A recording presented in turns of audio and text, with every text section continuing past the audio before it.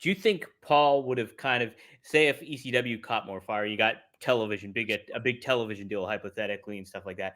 Paul probably would have made the adjustments to make it still have that vibe, but also like still make it a little bit more mainstream where you could have that broader audience. How do you think Paul would have handled that if it did get bigger, ECW? Well, I think he would have hated the to compromise the spirit and nature of our foundation. You know, that's at the root of our art form, and it reminds me of like when WWE brought ECW back, and after a few weeks, then they decided, okay, because they were saying Jr. was saying every night ECW means anything goes, and that was almost like the logo, that's ECW where everything goes, and then all of a sudden they're going to have one Extreme Rules match per night, and the rest of the card is going to be just like SmackDown, just like Raw. That was the kind of compromises that were made to add credibility to the referees and to the matches. And that was Vince's idea of attracting the mainstream audience. So these are the kinds of choices that you would be dealing with. And in my opinion, it took way too much away from the product. Could Paul have done a better job if he was in charge of where to trim? Yeah, but he would have got so much pushback and opposition if there was higher ups higher than him. If he was in charge of it, he was already dealing with the network people at TNN, and then he was saying, that with the pay-per-view game, that was a whole another level of rules put on as far as like time estimates and things like that, which were never even part of our game. I never cared how long my match was, until we started getting on pay-per-view. And then it was like really important. And that changed the whole agenda from my perspective as, someone out there doing the work. So yeah, I think if Paul would have got on TV and we could have been like maybe on late night, which already isn't going to be the best audience. You've lost some people by being on late, but unless we were going to target us for kids, that young adult target audience that knows what's cool, that likes to go out and party more than probably just stay home with their family or whatever. That's unfortunately, even though I may fit in there best and ECW might fit in with them best, and that might be you and me, and that might be our world, as we know it, that we live in, it's not the mainstream. Right. It's not the people that are watching the Tonight Show, with the cheesy Jay Leno jokes. And even that's 11:30 at night. So that's really pushing it to get saucy and, and talk about Dolly Parton's boobs. Hoo-hoo. Oh, wait, no. Yeah.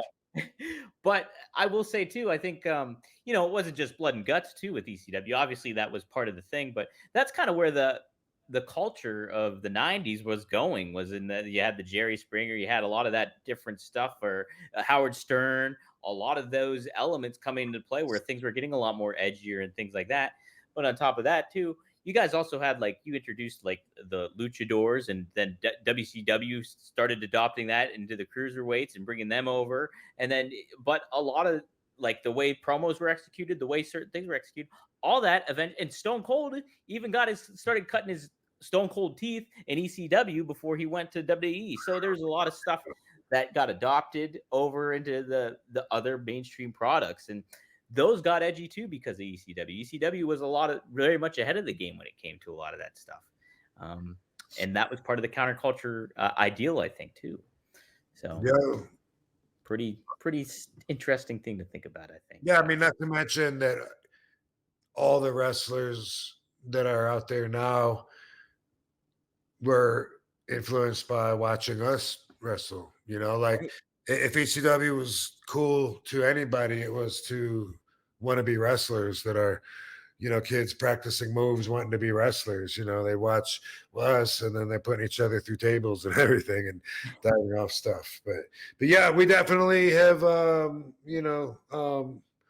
we have served as an inspiration and influenced a lot of the the whole pro wrestling society for sure. Um, but yeah, you got to learn to be mainstream if you want to get the biggest numbers, and that's something that I understand more since then. At the time, I was like, nah, I think as many people would watch ECW as would watch Raw if they were given a choice. No, I don't think so. It's normal.